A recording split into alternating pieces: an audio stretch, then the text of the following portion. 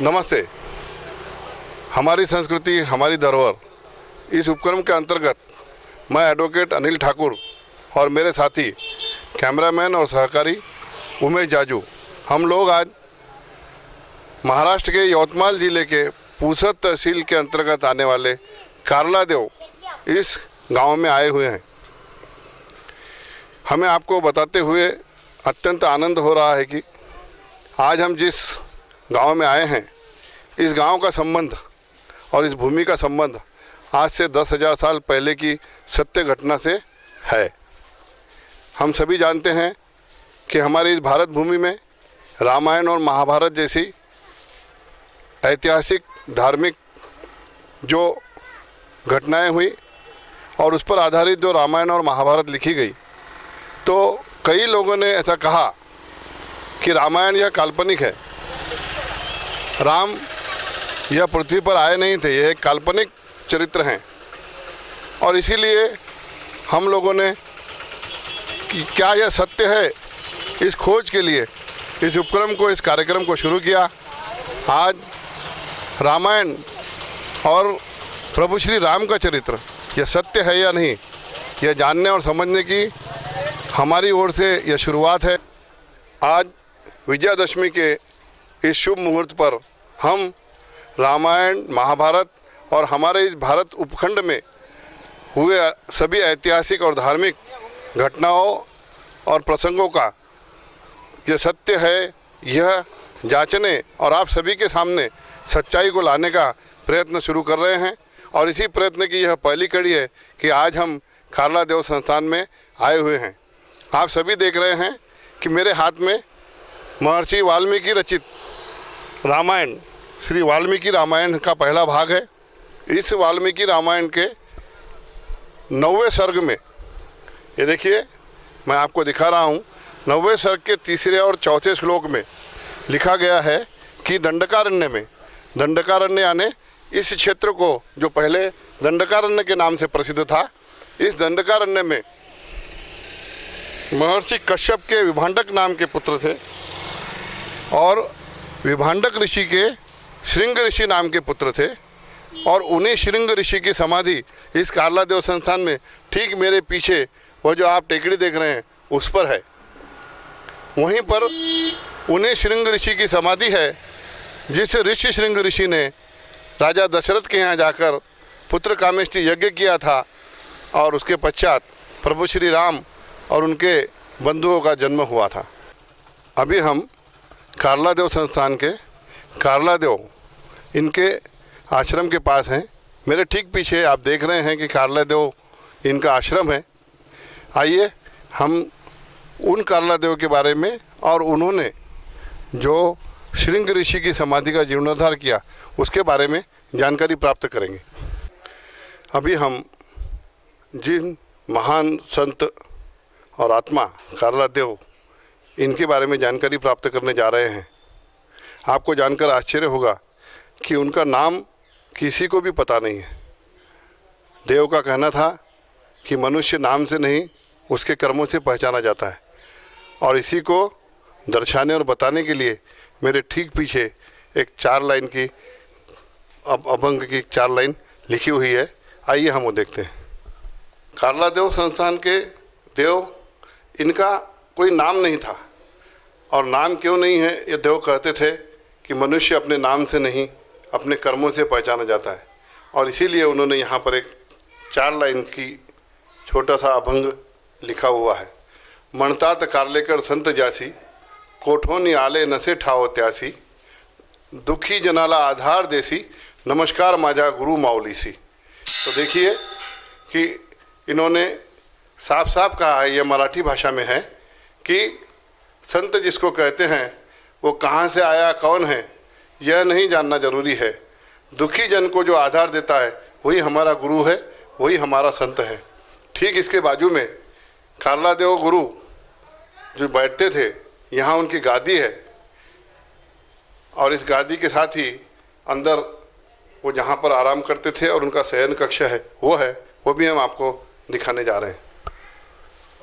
कार्लादेव संस्थान के हमारे देव, इनके गादी है, यहीं पर कारलादेव संस्थान के देव ये आए।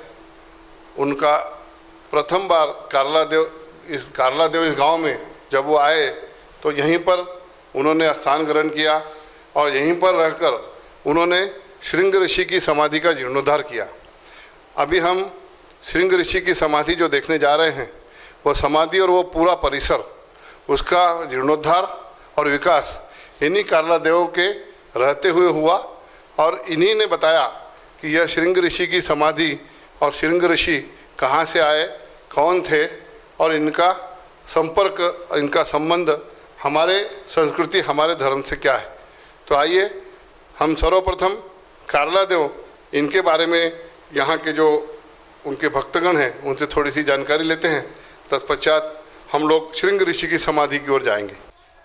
कारलादेव संस्थान के देव, यह कारलादेव संस्थान में कब आए और यहाँ आने के पश्चात इन्होंने महर्षि श्रृंग ऋषि की समाधि का जीर्णोद्धार कब किया, इसके बारे में थोड़ी सी जानकारी यहाँ के व्यवस्थापक मंडल के एक सदस्य मल्लिकार्जुन मुखरे, ये हम सभी को बता रहे हैं। मल्लिकार्जुन मुखरे सर, आप बताइए की कारलादेव संस्थान इथं कारलादेव केव्हा आले आणि त्यांचा एक इतिहास काय आहे? कारल्यांचे देव हे आमच्या या परिसरामध्ये 1944 साली अश्विन शुद्ध नवमीला या बोरी नावाच्या गावामध्ये आले। तिथून इथं आले कारल्याला, बोरीवरून कारल्याला आले। कारल्याला आल्यानंतर टेकडीवर श्रृंग ऋषीची समाधी हे त्रेतायुगात आधीच होती, त्रेतायुगातली समाधी। ती देवांनी आम्हाला सर्वाला, आपल्या भक्तजनाला ही श्रृंग ऋषीची समाधी आहे असं सांगून तिथं ते कार्य सुरू केलं 1944ला। त्या काळात काही कोणत्या मशीन वगैरे काही नव्हत्या, सर्वांच्या लोकांच्या श्रमदानातून हे सर्व देवांनी निर्माण केलं। देव कोठून आले, काय झालं हे कोणालाही अद्याप ठाऊक नाही। देव आले आणि हे सर्व धर्माचं कार्य देवांनी केलं 1944 ते 1990 पर्यंत। 20 मार्च 1990 रोजी देवा या ठिकाणी समाधिस्थ झाले। धन्यवाद। अभी अभी मल्लिकार्जुन मुखरे इन्होंने बताया कि यहाँ पर 1944 में कारलादेव आए। यहाँ पर त्रेतायुग की समाधि ऋषि श्रृंग ऋषि की थी। उन्होंने सारी जनता को उसके बारे में बताया और फिर यहाँ रहकर 1990 तक उन्होंने इस समाधि और इस क्षेत्र का जीर्णोद्धार किया और इस क्षेत्र से सभी को परिचित कराया। यहाँ पर कारलादेव जब तक थे उनके लाखों भक्त यहाँ पर आए, बने और आज भी हैं। आज भी लाखों लोग कारलादेव और इस संस्थान को मानते हैं। यहाँ से हम लोग अब उस जगह जा रहे हैं जहाँ पर श्रृंग ऋषि की समाधि है। तो आइए हम लोग चलते हैं श्रृंग ऋषि की समाधि पर। अब हम लोग कारलादेव संस्थान की उस पहाड़ी के शिखर की ओर जा रहे हैं जहाँ पर महर्षि श्रृंग ऋषि की समाधि है। मेरे ठीक पीछे आप देख रहे हैं कि उस जगह पर श्री अनसिंह बाबा संस्थान श्री क्षेत्र कारला टेकड़ी, इस प्रकार से नाम आप देख रहे हैं। श्री अनसिंह बाबा यह श्रृंग ऋषि का अपभ्रंश है। हम हिंदी में श्रृंग ऋषि कहते हैं, उन्हें मराठी में अनसिंह कहा जाता था। इसलिए यहाँ पर श्री अनसिंह बाबा संस्थान श्री क्षेत्र कारला टेकड़ी लिखा गया है। ये जो आप पायरियाँ देख रहे हैं, ये कुल 650 पायरियाँ हैं जिसे चढ़कर इस पहाड़ी पर जाना पड़ता है। आप देख रहे हैं कि ठीक इस पहाड़ी के ऊपर श्रृंग ऋषि की समाधि है और अब हम लोग उस ओर जा रहे हैं। तो आइए हम लोग देखते हैं बाबा श्रृंग ऋषि की, महर्षि श्रृंग ऋषि की समाधि। सिया राम जय जय राम, सिया राम जय जय राम, सिया राम जय जय राम, सिया राम जय जय राम, सिया राम जय जय। हम लोग कारलादेव संस्थान के पहाड़ की उस जगह पर आ गए हैं जहाँ पर ऋषि श्रृंग की समाधि है। महर्षि श्रृंग की समाधि जिन्होंने बांधा था वो कारलादेव, यह उनकी समाधि है। यहाँ पर कारलादेव ने समाधि लिया था और यह मंदिर उन्हीं की समाधि पर बनाया गया है। अति पवित्र मंदिर है और दूर दूर से यहाँ पर भक्तगण आते हैं। इसी मंदिर के बाद हम लोग आगे चलते हैं। इस ओर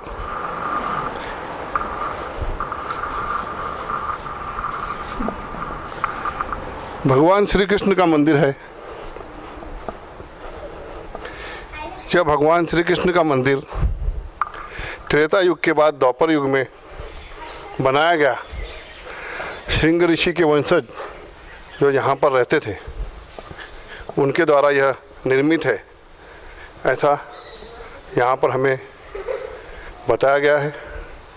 बहुत ही पुरातन मंदिर है, बहुत ही विशाल और सुंदर मंदिर। महाराष्ट्र के यवतमाल जिले के पुसद तहसील से सिर्फ 5 किलोमीटर पर कार्ला देव संस्थान यह स्थान है।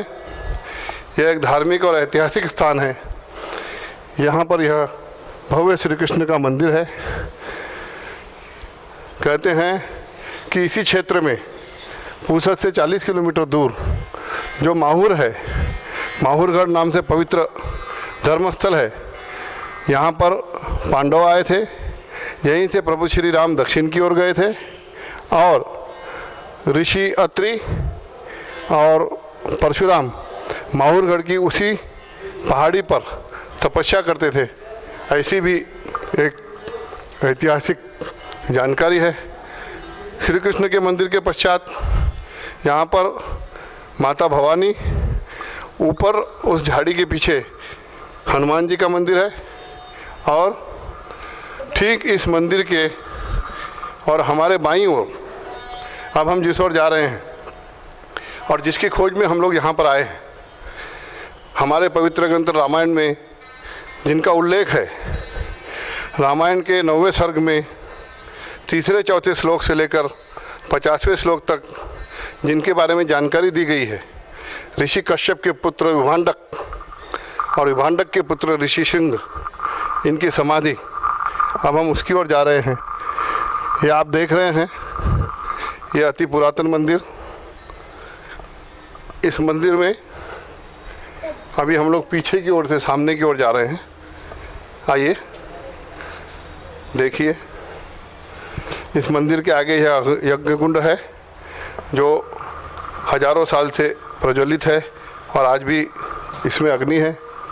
यह वो मंदिर है जिसे ऋषि शृंग का मंदिर कहा जाता है और इसी जगह पर आप देख रहे हैं कि अंदर उस जगह पर ऋषि शृंग की मूर्ति है और ठीक ऋषि शृंग की मूर्ति के नीचे उनकी समाधि है, जहाँ पे वो समाधिस्थ हुए थे। आज नहीं, आज से 10,000 साल पहले त्रेता युग में उन्होंने समाधि ली थी और आज 2020 में आज भी उनकी समाधि यहाँ पर है और यह सच्चाई है। इस सच्चाई से यहाँ कई कड़ियाँ जुड़ी हुई है। सिर्फ ये इसी एक समाधि के आधार पर हम यह नहीं कहते कि ऋषि शृंग यहाँ पर समाधिस्थ हुए थे। यहाँ से ठीक 30 किलोमीटर पर एक गांव है अनसिंह, जो ऋषि शृंग की तपोस्थली थी। वहाँ से ठीक 20 किलोमीटर पर एक गांव है ब्राह्मण गांव, जहाँ पर ऋषि शृंग ने 11 वर्ष तक लगातार तपस्या की थी। और वहीं से 10 किलोमीटर पर एक गांव है भंडारी, जो विभांडक के अपभ्रंश से भंडारी हुआ। उसी भंडारी गांव में विभांडक ऋषि की तपोस्थली, समाधि और मंदिर है, जो हम अगले एपिसोड में देखेंगे। लेकिन आज जब हम पूरी जानकारी के साथ महर्षि वाल्मीकि द्वारा रचित रामायण को लेकर उसमें उल्लेखित 9वें सर्ग के 3-4 श्लोक से 50वें श्लोक तक की जो जानकारी है, उसके आधार पर और इस कार्ला देव संस्थान में यहाँ पर जो जानकारी है, यहाँ पर जो इतिहास है, उसके आधार पर यह कह सकते हैं और यह कह रहे हैं और विश्वास के साथ कह रहे हैं कि त्रेता युग में राम का जन्म हुआ था और इस प्रकार अयोध्या से लेकर लंका तक प्रभु श्री राम, इनकी एक नहीं हजारों ऐसी साक्ष्य, ऐसी जगह, ऐसे स्थान मिलेंगे जो यह सिद्ध करेंगे कि रामायण और प्रभु श्री राम ये कल्पना नहीं, ये यथार्थ है, ये वास्तविकता है, ये सच्चाई है और यह इस धरती पर होकर गए हैं। और इसी बात को आपके सामने लाने के लिए, इसी सच्चाई को आप सभी को दिखाने के लिए हमने यह प्रयास शुरू किया। आज ये हमारा पहला एपिसोड है। आज विजयादशमी के शुभ मुहूर्त पर हम इस पहले एपिसोड की शुरुआत कर रहे हैं। ये देखिए, कारला देव संस्थान की इस पहाड़ी पर से आप सुंदर दृश्य देख रहे हैं। चारों ओर पहाड़ी है। मेरे दाईं ओर कारला देव संस्थान, उनका आश्रम जहाँ हम पहले गए थे, नीचे की ओर है। चारों तरफ हरियाली और पहाड़ियाँ हैं। मेरे बाईं ओर महाराष्ट्र के यवतमाल ज़िले के पुसद तहसील का वह गांव शहर पुसद, जहाँ से 5 किलोमीटर पर यह कारला देव संस्थान है, वह भी दिखाई दे रहा है। और चारों तरफ छोटे छोटे गांव, पहाड़ी और हरियाली है। बहुत ही सुंदर क्षेत्र है, बहुत ही पवित्र धर्मस्थल है, बहुत ही ऐतिहासिक और दर्शनीय ऐसा यह क्षेत्र है। हमने जो आपके सामने बातें रखी, जो सच्चाई रखी, जो जगह, जो स्थान हमने आपको दिखाया, यह सब सत्य पर आधारित है। और यह सत्य हम आपके सामने लाने का एक जो प्रयत्न कर रहे हैं, इसकी अगली कड़ी में हम देखेंगे कि विभांडक ऋषि की जन्मस्थली और समाधि स्थल। तो आज का यह एपिसोड हम यहाँ पर रोकते हैं। मैं एडवोकेट अनिल ठाकुर, मेरे सहकारी कैमरामैन उमेश जाजू, आप सभी को विजयादशमी की हार्दिक शुभेच्छा देते हुए आज यहाँ पर हमारा प्रथम एपिसोड समाप्त करते हैं। धन्यवाद। जय श्री राम।